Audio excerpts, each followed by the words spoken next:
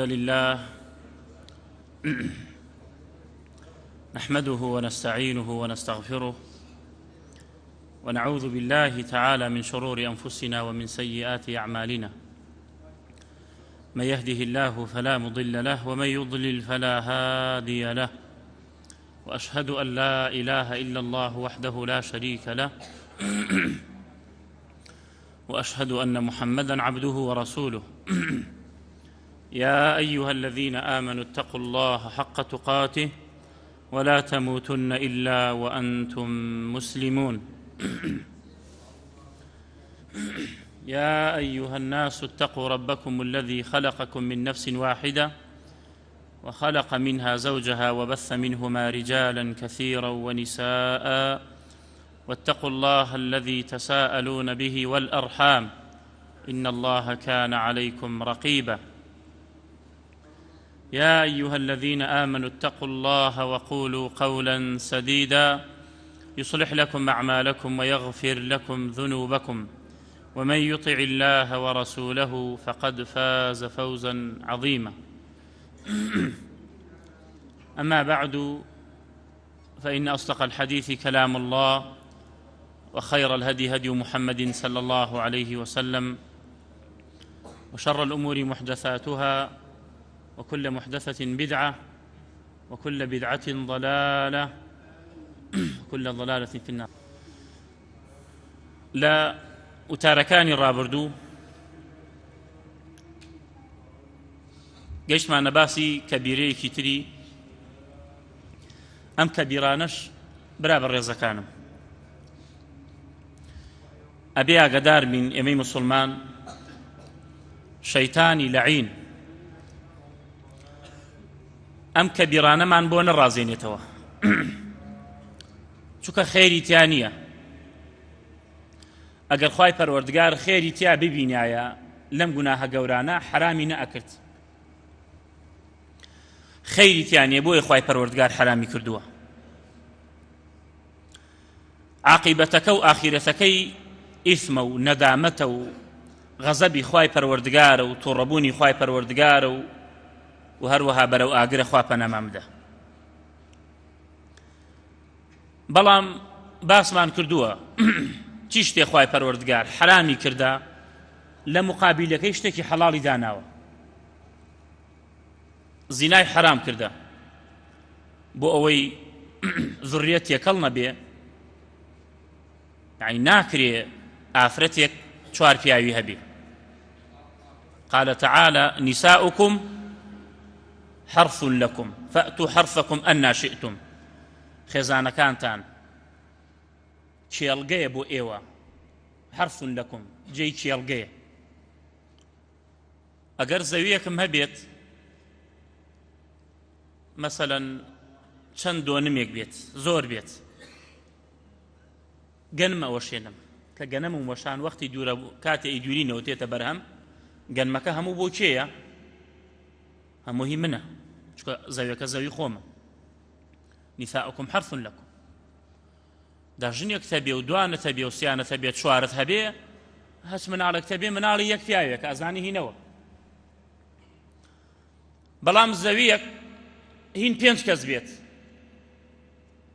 دەی تۆوی بکە دوای بیدویرەوە.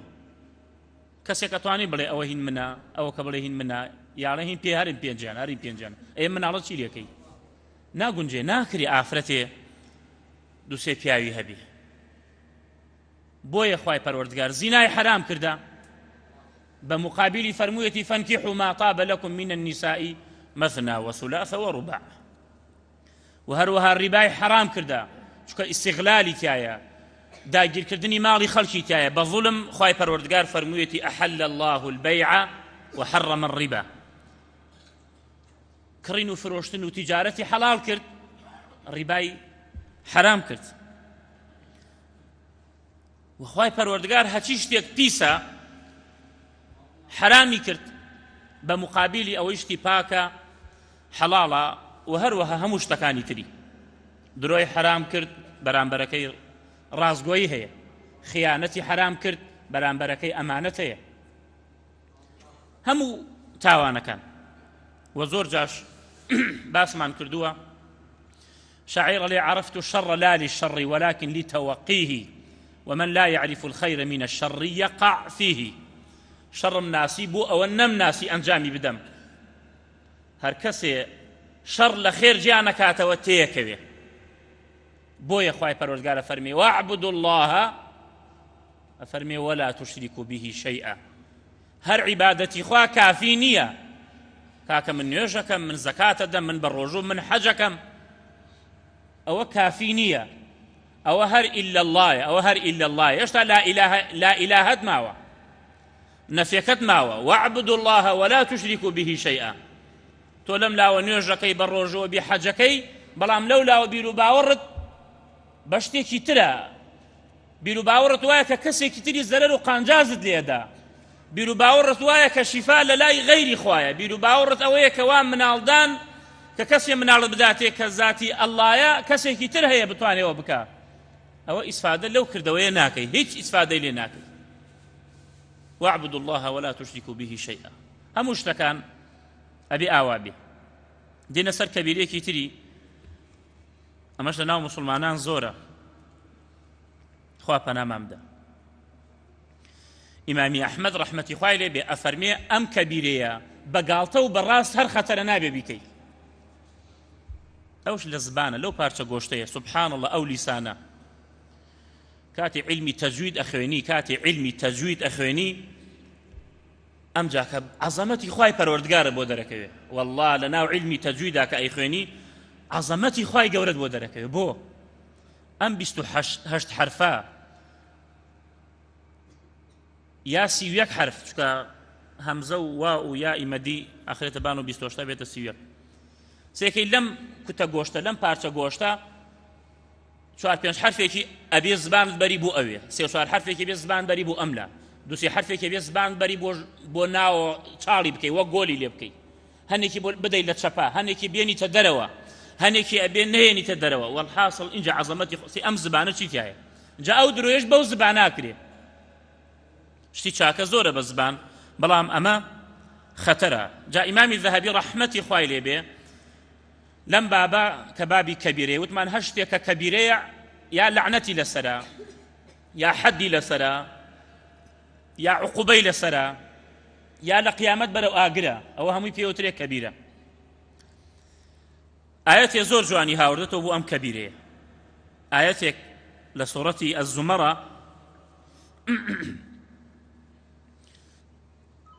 كذبش أفرمي اعلم أن الكذب أنواع وأشدها الكذب والافتراء على الله تعالى وعلى رسوله صلى الله عليه وسلم والفرق بين الكذب والافتراء أن الكذب قد يقع على سبيل الإفساد وقد يكون على سبيل الإصلاح أما الافتراء فرق بين افتراء ودرو كذب شيئا درۆ جاروا هەیە بۆ فەسادیە جاروا هەیە بۆ ئیسلاحە چکە هەندێک درۆ هەیە ڕێی پێدراوە وەکو تەوریە بەکاریبێنی بەڵام ئیفترا فإن استعماله لا يكون إلا في الفساد ئیفترا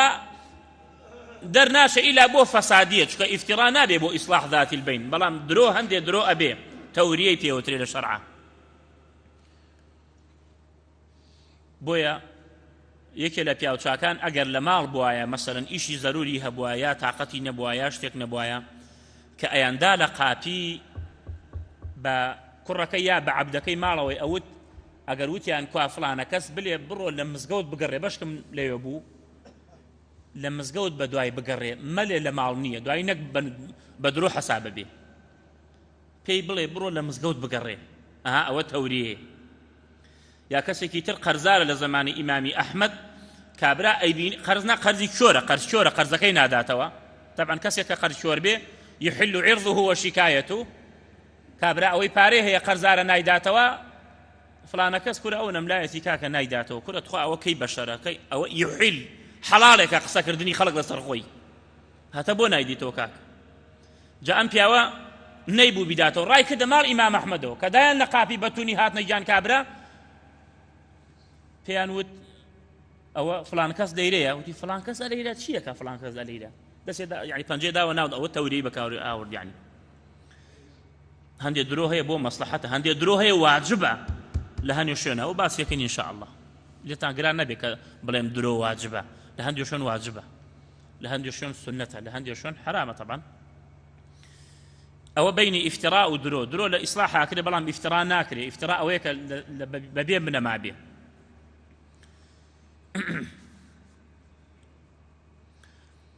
قال تعالى ويوم القيامة ترى الذين كذبوا على الله وجوههم مسودة أليس في جهنم مثوى للمتكبرين خوابنا مامدا خواهي پروردگار أفرميه أي پیغمبر صلى الله عليه وسلم من روج قيامته ترى الذين كذبوا على الله تايبثني بيكي وكدوانو أوانو الذين كذبوا على الله ئەبینی لە ڕۆژی قیامەتە ئەو کەسانەی کە درۆیان کردووە بە دینی خواوە درۆیان کردووە بە خوای پەروەردگارەوە درۆیان کردووە جا دوو نوع درۆمانەیە درۆیەکمانەیە قال الحسن هم الذين يقولون إن شئنا فعلنا وإن شئنا لم نفعل هەوەسمان لێ بێ شتە ئەنجام دەین هەوەسمان لێ نەبێ ئەنجامی نادەین وازانێ دینی خوا بەدەستی ئەمە دینی خوایە هەلە خۆیەوە ئایا دێنێتەوە هەلە خۆیەوە درۆەکە بە دینی خواوە درۆی واضحەکە هەلە خۆیەوە لێ خوای پەروەردگار وای فەرمووە واش نییە درۆکە شتی وان نییە یا لە بەردەم هەنێک کەسا خوێنەواری نەبێ لەوانەشە ئایەتشی بۆ بێنێتەوە یا درۆیەکەیە معنای ئایەتەکە وانیە خوای پەروەردگار مەبەستی لە ئایەتەکە هەر ئەوە تا بە کوردی نەپێت ناڵێ ئەم هەڵەسێ معناکەی ئەگۆڕێ و ئەیبا بۆ شوێنێتری ئەڵێ خوای گەورە ئاوا فەرمێ ئەڵێ نا ئەو مەبەستی ئەوە نییە خوای گەورە وا فەرمێ لە قورئانە نا مەبەستی ئەوە نییە ئەوە مەبەست ئەوە نییە ئەمەش درۆیە ئەمەش کەذیبە ئەنجا ئەم کەذیبە ئەگەر ئەم عالمە ئەم کەسە کە قساکە ئیجتیهاد بێ و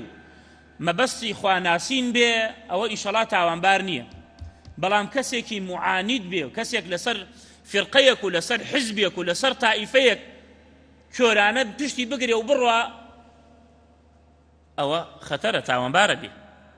ئیمامی شافعی ڕەحمەتی خوای لێ بێ فەرمێ مسلمانان یەکدەنگن لەسەر ئەوەی هەر کەسێ ئیستەبانە لەهو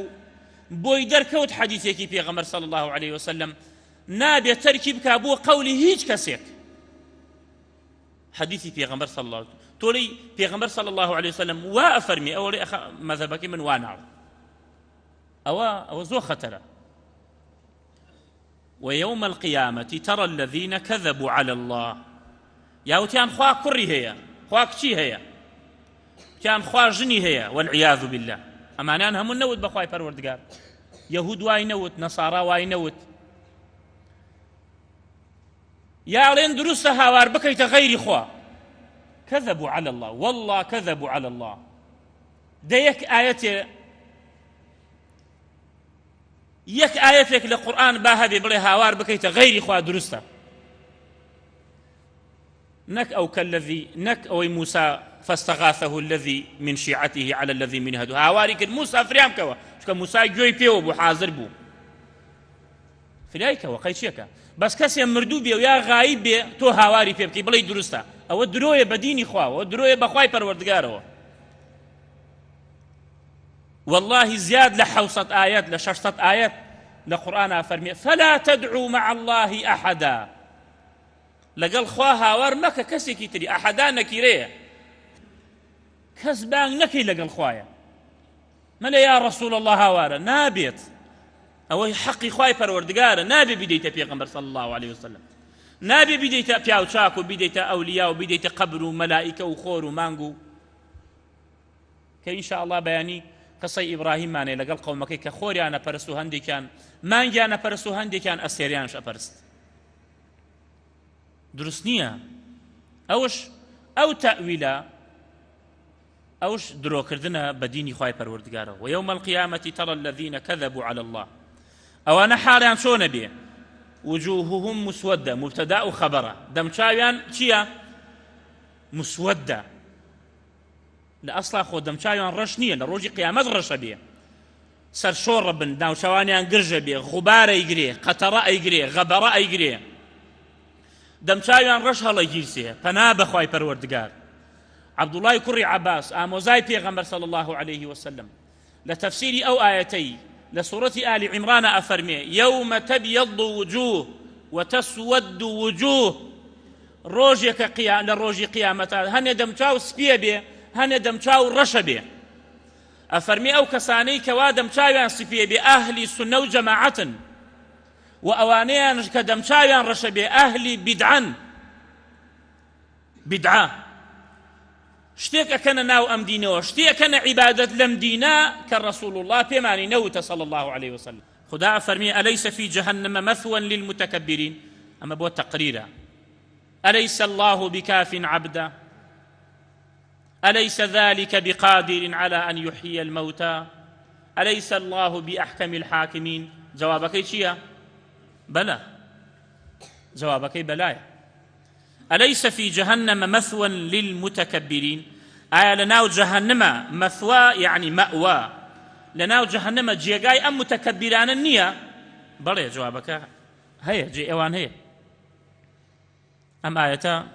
چەند فائدەیەکی تایە فائدەی یەکەم ئیثباتی ئەوەمان بووە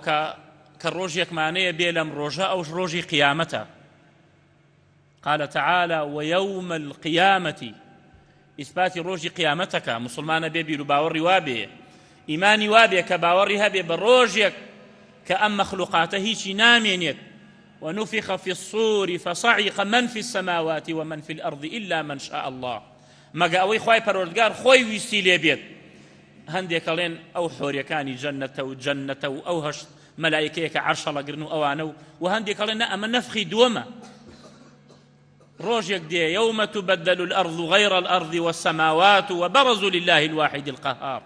روجك دي أم آسمانا أقوري أم زوية أقوري لزويكي تختا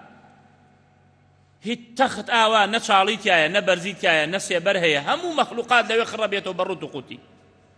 روجك بي خماني بو آماده بكين برا كان بو أو روجا هيش لقلطانية إلا خوتو كردا وقت نبي ويوم القيامة أما إثبات روج قيامة من بوكا وهروها فائديكي تري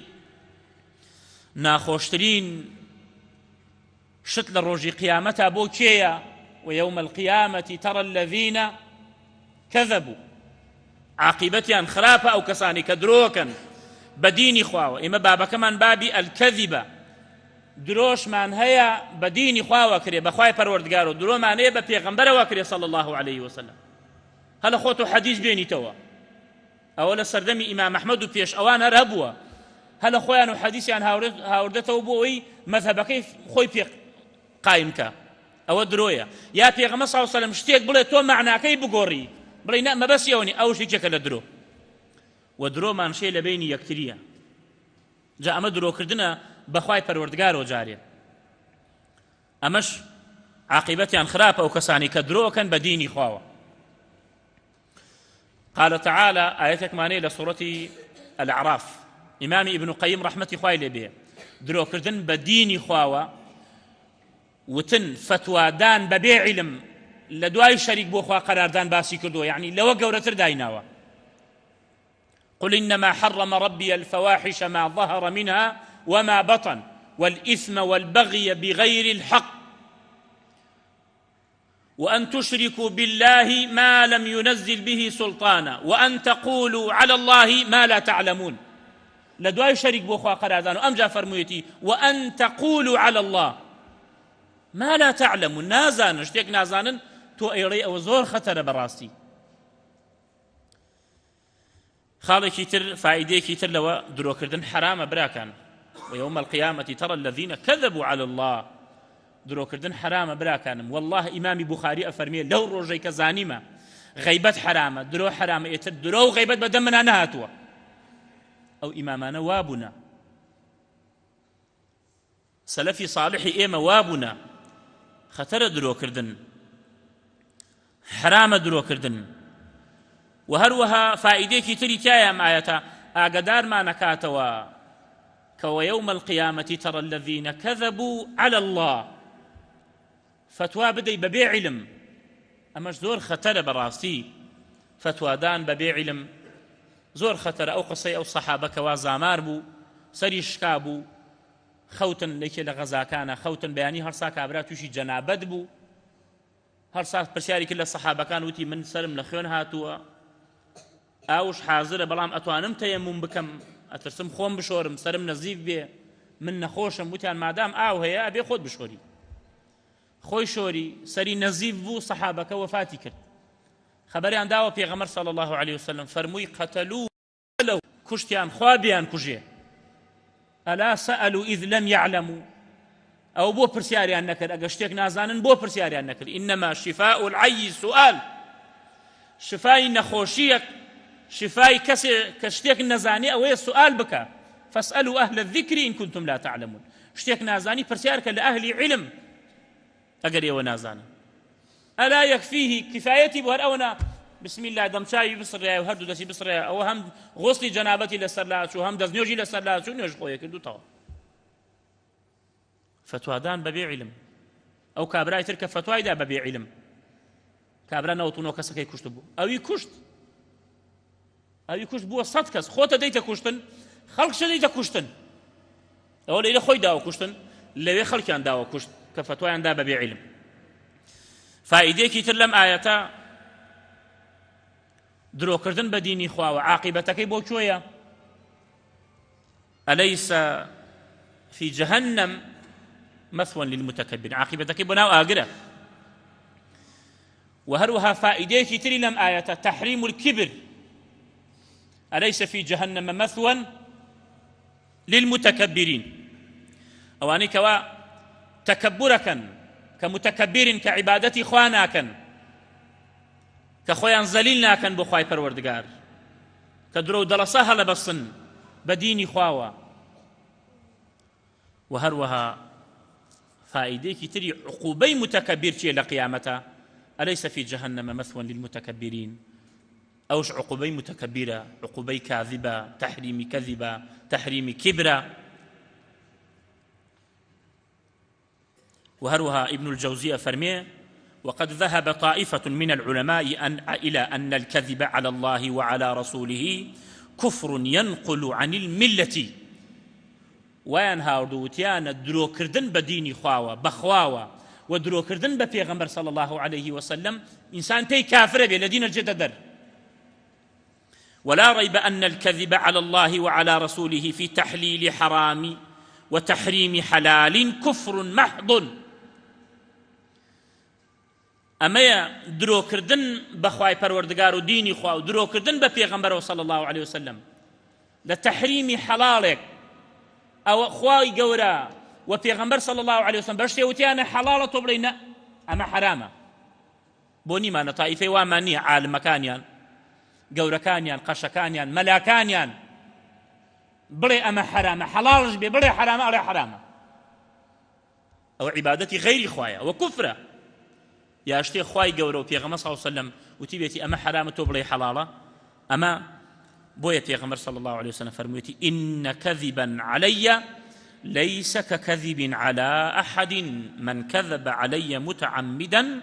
فليتبوأ مقعده من النار درو كردنيك بمنو أيكن وكو درو كردنيك نيبا كسيكي ترو أيكن هر كسي دروي أكا بدمي منوا هر كسي دروي أكا بمنوا پیغمبر فرمي صلى الله عليه وسلم أو با جيغاي خوي آمادبكا لأناو آقري جهنم خوابنا مامدا خواهی گەورە میهرەبان لە گوناهەکانمان خۆش بێ و ئاخرمان خێرکا و خواهی گەورە میهرەبان شارەزامان بکا لە دینەکەی خواهی گەورە میهرەبان چی چاکە ئەومان لا خۆشەویستکا و ئەوشی قێزەون و حرامە لێی دوورکەوینەوە خواهی گەورە میهرەبان شیفای نەخۆشەکانمان بدەی و ڕەحم لە مردوەکانمان بکەی آمین والحمد لله رب العالمين وصلى الله وسلم على نبينا محمد